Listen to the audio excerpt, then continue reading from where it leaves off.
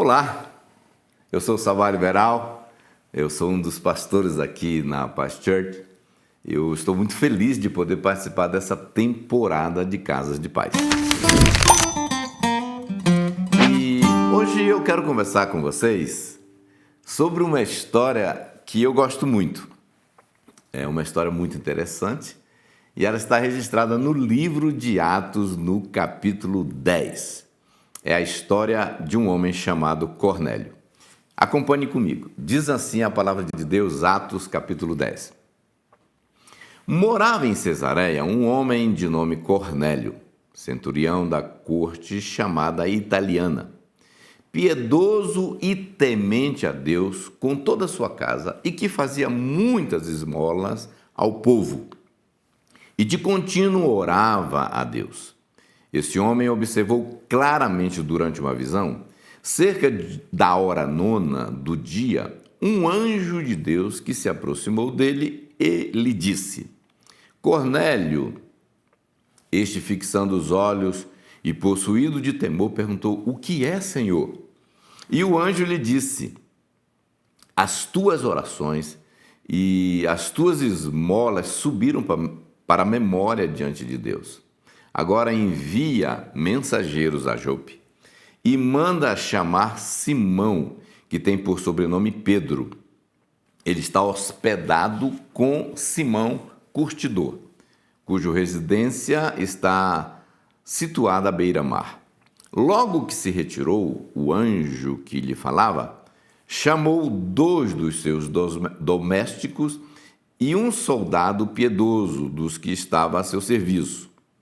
E, havendo-lhes contado tudo, enviou-os a Jope. Esse texto mostra quem era Cornélio. Eu quero falar um pouquinho desse cara, Cornélio. Cornélio era um militar, um centurião da corte chamada Italiana. Ele era responsável por pelo menos 100 soldados. Ele não era judeu, era romano. E a Bíblia diz também que ele era piedoso, um homem, numa outra tradução, de justo e temente a Deus. Ele e toda a sua casa, isso é muito interessante. E que ele fazia muitas esmolas, ou seja, ele era muito generoso, ele dava, fazia o bem para as pessoas. De contínuo ele orava, rezava, buscava a Deus. Tinha até visão de anjos, o cara não era fraco não. Ele ouviu o anjo falar com ele, pelo menos dessa vez, né?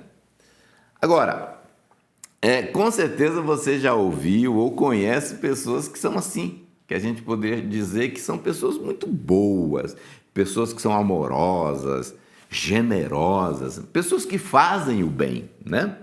Pessoas que rezam, falam com Deus, são religiosos, vão para uma igreja, chamadas de gente boa, né? A gente fala, esse cara aqui é gente fina.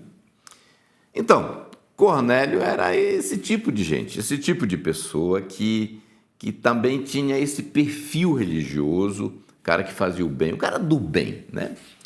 Agora, o grande problema é que muitas vezes nós temos a tendência de pensar que pessoas assim, a gente fala, com certeza, pessoas assim, com esse perfil, com essa atitude, com esse comportamento, né? Essas pessoas com certeza vão para o céu quando morrer. Elas são salvas, com certeza, porque afinal de contas, são pessoas boas. Eu já vi muita gente dizendo isso. Fulano era muito bom. Com certeza, ele está no céu. Bom, vamos ver o que a Bíblia fala nessa história. Preste muita atenção no que o anjo de Deus, que foi enviado por Deus, falou para Cornélio. Ele disse assim: agora envia mensageiros a Jope e manda chamar Simão, que tem por sobrenome Pedro. Pedro, o apóstolo Pedro, estava hospedado na casa de um outro Simão, o curtidor, um cara que trabalhava com couro, devia ser um empresário, tinha uma casa bacana, e o Pedro estava lá hospedado, fazendo missão, evangelizando aquela região, aquela cidade. à beira-mar, diz a Bíblia, né? Mostra que na praia é de Deus. Agora, o Cornélio, então, chama, né, os seus empregados, os seus servos e um soldado que estava a serviço dele e manda até Jope, que era mais ou menos ali a uns 60 quilômetros em Jope, eles estavam em Cesareia, mandar buscar esse tal de Pedro que o anjo tinha falado. E ele deu o endereço tudo direitinho, né? Colocaram no Google Maps e saíram para lá. Agora, deixa eu te falar, porque daqui a pouquinho você vai entender por que era muito importante ir chamar Pedro. Você vai entender. O texto bíblico segue explicando o seguinte: lá na casa onde Pedro estava hospedado, na beira-mar, na casa desse Simão Curtidor, Pedro estava ali aguardando o almoço sair e ele subiu, diz a Bíblia, para um certo lugar e começou a orar. E aconteceu algo muito interessante enquanto Pedro orava. Ele teve uma visão. A visão era um lençol que descia do céu em sua direção e ali naquele lençol estava ou estampado, ou sei lá como é que era, mas a ideia eram animais puros e impuros para os judeus, né? Pedro é um judeu. Atos 10, 13 diz assim: quando ele viu esse lençol, ele também ouviu uma voz que dizia assim: levanta-te, Pedro, mata e come. No verso 14, Pedro diz assim: de modo nenhum, Senhor, porque jamais comi coisa alguma incomum, né? Impura. Tinha animais que era proibido para os judeus. E ele falou: isso é absurdo, não posso fazer isso. Mas pela segunda vez a voz falou de novo: ao que Deus purificou, não consideres incomum, ou não consideres comum. E ali então sucedeu por 3 vezes no versículo 16, e logo aquele objeto foi recolhido ao céu. Então Pedro ficou ali pensando, perplexo, tentando entender: cara, que visão é essa? Que parada é essa? Esse lençol com um monte de coisa que judeu não pode comer, não pode acessar.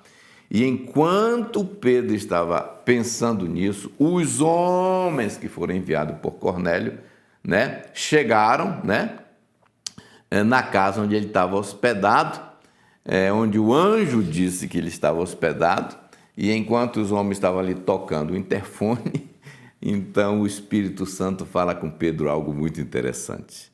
Olha o que o Espírito Santo diz para Pedro.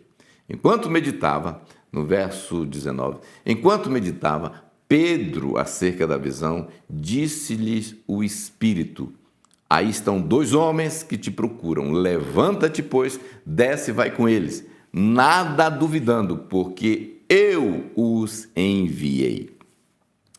Agora, para encurtar a história, queridos, eu queria dizer o seguinte para vocês.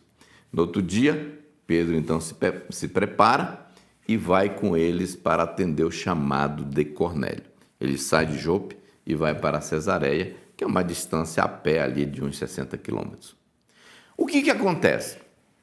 Enquanto isso, na casa de Cornélio, ele estava ali, se preparando, chamou os vizinhos, os amigos íntimos, toda a parentela dele, para esperar e receber esse homem de Deus, esse Pedro, que não sabia quem era, na casa dele, só sabia que o anjo tinha dado essas orientações. E de repente, chega a comitiva, chega Pedro. E é muito interessante porque quando Pedro chega na casa de Cornélio, ele encontra esse cenário. Todos ali reunidos, esperando por aquele momento. O que vai acontecer? Quem é esse Pedro? E Cornélio, como um bom religioso, tenta adorar Pedro, né? Ele se dobra, ele ajoelha na frente de Pedro e Pedro fala: não, epa, faça isso não. Pedro não aceitou a adoração, fica a dica aí, quando ele estava vivo, ele não aceitou a adoração. Então, Pedro explica também ali que para ele estar entrando na casa de um romano, de um gentil, de um não-judeu, era uma quebra de protocolo religioso. E aqui explica a visão. Quando a visão vem com aqueles animais puros e impuros, Deus estava dizendo para Pedro: pode acessar, pode entrar, pode ir, porque eu estou começando um novo tempo onde o evangelho deve ser pregado não somente para os judeus, mas também para os gentios, os não-judeus. E ali, Cornélio conta a história para Pedro sobre o anjo que lhe apareceu e mandou chamar, e ali começa um processo que é o ponto do que eu quero falar hoje. Em Atos 10, 33 diz assim: portanto, sem demora mandei chamar-te e fizeste bem em vir, disse Cornélio. Agora, pois, estamos todos aqui na presença de Deus, prontos para ouvir tudo o que te foi ordenado da parte do Senhor. Então falou Pedro, dizendo: reconheço por verdade que Deus não faz acepção de pessoas, pelo contrário, em qualquer nação, aquele que o teme e faz o que é justo, lhe é aceitável. Esta é a palavra que Deus enviou aos filhos de Israel, e anunciando-lhes o evangelho da paz, por meio de Jesus Cristo, este é o Senhor de todos. Em outras palavras, o anjo aparece para aquele homem piedoso, bom, religioso, cheio de generosidade, cheio de vontade de agradar a Deus, mas sem revelação de Jesus. O anjo aparece e diz: manda chamar Pedro, ele vai vir na sua casa. E aí o que Pedro faz? Compartilha o evangelho, fala de Jesus. Essa história é fascinante porque ela nos mostra e nos ensina algumas verdades fundamentais. E agora eu quero que você preste muita atenção no que eu vou estar compartilhando com você. A primeira verdade nesse texto é: a salvação não vem por obras, vem pela fé. Aquele cara era bom, era justo, como diz um texto da palavra, fazia coisas boas. Mas a Bíblia, em Efésios, no capítulo 2, diz o seguinte: porque pela graça sois salvos, mediante a fé. Isso não vem de vós, é um dom de Deus, não de obras, para que ninguém se glorie na presença do Senhor. Quase todo mundo realmente acredita que salvação é algo que se conquista, que se recebe através de atos de bondade, atos de generosidade e tudo aquilo que pode ser chamado de boas obras. Entenda uma coisa, meu querido: fazer o bem é bom, mas não salva. Fazer o bem é bom, tem seu valor, e a Bíblia nos encoraja a fazer isso, mas não como uma condição para ser salvo. Isso é muito importante. A salvação não é algo que se conquista pelas boas obras, mas somente pela fé. Salvação é um presente que se recebe mediante a fé. Presente é algo que recebemos não porque pagamos por aquilo, é de graça. Então, salvação é graça, portanto, de graça.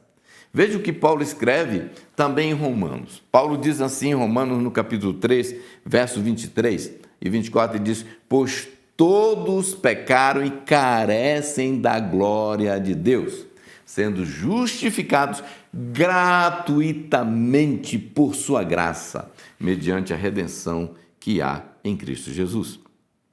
Então, com muita clareza, essa história nos mostra que não basta ser bom, piedoso, religioso, rezar, fazer preces a Deus para ser salvo. É preciso ouvir o Evangelho e receber Jesus e o Espírito Santo, como aconteceu com Cornélio. Porque se as boas obras, ser piedoso, ser religioso fosse o bastante, por que o anjo aparece para Cornélio e pede para ele chamar Pedro, para Pedro vir e falar de Jesus para ele? E a segunda verdade que nós aprendemos nessa história é: só há um nome pelo qual podemos ser salvos. João, no capítulo 14, no verso 6, diz assim a palavra de Deus: respondeu-lhes Jesus: eu sou o caminho e a verdade e a vida, e ninguém vem ao Pai senão por mim. Ninguém vem ao Pai senão por mim. Isso é categórico. Ele disse: eu sou o caminho. Ele disse: eu não sou um dos caminhos, eu sou o caminho. E ninguém vem ao Pai senão por mim.